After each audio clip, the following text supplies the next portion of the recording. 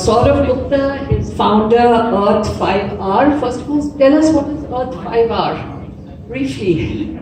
So 5R is actually, to start with, the story was that I was earlier corporate work, and I used to work with Cafe Coffee, one of the coffee companies, and I was into a typical HR job, working entire day, free coffee, free food entire day.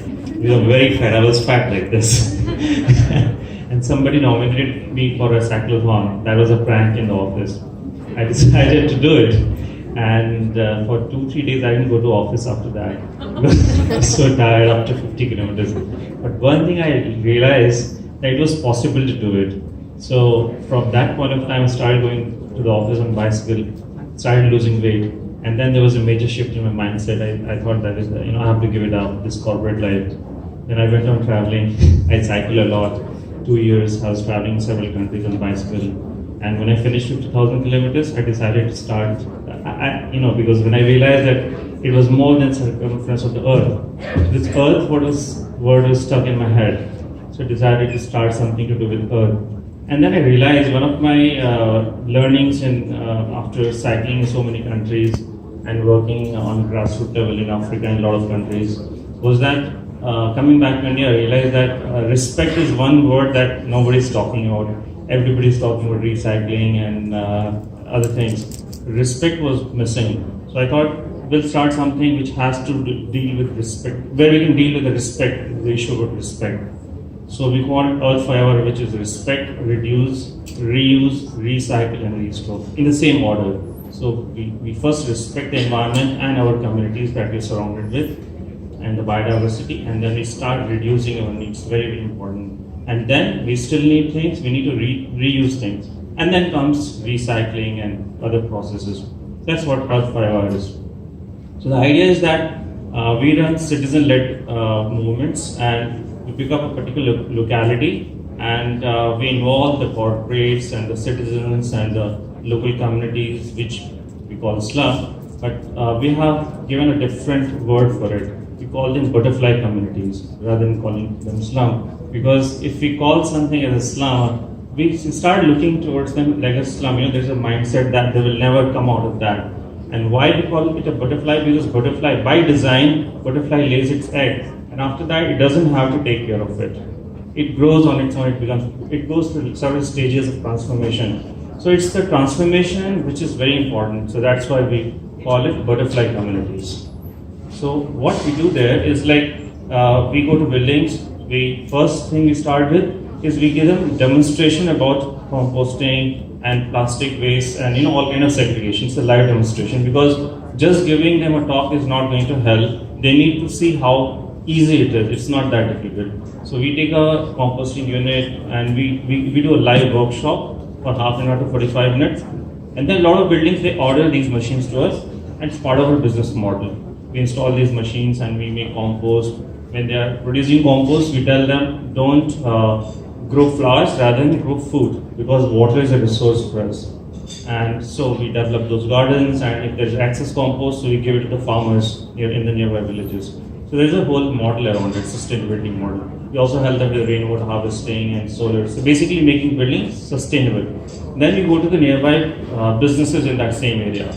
So we tell them that, since you're operating in this area and you have carbon footprints, it is your responsibility to reduce it. So we help them with process innovations, whether it's supply chain, CSR programs in the locality. That's what we help them. So that is how businesses are dealt with. Third is ecosystem. So whatever is the ecosystem of that area, whether it's a lake or river, we encourage citizens to come forward and take care of it. So that is, the cleanups are done, plantation programs are done. And the fourth and the most important point is that we have slum or butterfly communities everywhere in Mumbai or any city in India. So we involve these citizens in these development programs. So citizens give their waste, which is properly segregated, whether it's a newspaper or cloth or plastic. First level is we go to this community, we train them how to make products out of waste, and first level should be upcycling. If we can upcycle it, we should not send it for recycling. Upcycling is because the value increases. So we make creative products like newspaper bags and cloth bags, handicraft products, and we also provide them with access to market. So they can sell it, because just teaching them how to make a product is not enough because they don't have skills to sell those products. So we provide the market also. We invite companies to come and see these programs and buy these products from them. And then also we give them financial literacy. So basically we create a whole ecosystem of sustainable development. We're promoting local businesses and we're encouraging communities to have a circular economy. So one of the examples I wanted to show you, see these are clothes, like if you go to the tailors, there are small pieces of cloth. And we used to see a lot of clothes waste lying around here in places, in garbage, in public places. And they were all going to landfills. So we came up with this product which is small doll pieces of cloth. But also I used to go to Starbucks for meetings and I would wonder where this all coffee waste is going. So we came up with a technique where we started drying this coffee waste and we developed this doll called as coffee doll because dolls need to be stuffed with something. So we are stuffing with coffee waste. This is an example of coffee waste. So there is coffee inside and this is waste clothes. And now these products are going to Germany and Switzerland. And these women, there are hundreds of families in Kuwait, they have got livelihood because of this product. Or an example is paper bags. So a lot of big brands, they want to put a logo or they want clean paper to sell. And that is where we had hit a roadblock that when we would go to these shops and we would tell them buy our paper bags because it's supporting the community, it's good for environment. They would say that we cannot put up a logo on it. So we came up with another kind of paper bag which has inside, so this is very multi-layered. So inside there are prints.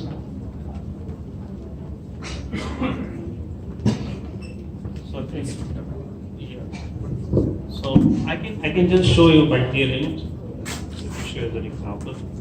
So inside you can see. Inside these are newspapers and outside still a newspaper recycled, but this is preprint. So this is before it goes for printing is outside and inside there is a newspaper. And these are pretty strong newspapers. So this is one example and a lot of companies are buying these kind of paper bags. And these are made by the community. Thank you. These are made by community. So there are a lot of solutions. The thing is that if we want to change ourselves, we also have to come up with creative ideas and we have to just do it. That's my message from Earth5R. Thank you. I wanted to share with you that this year we asked schools all over India to make bags out of old newspapers and then give those to the local shops outside their schools to encourage them to use those instead. And it's fantastic how many bags, thousands and thousands of bags have been made by schools all over India.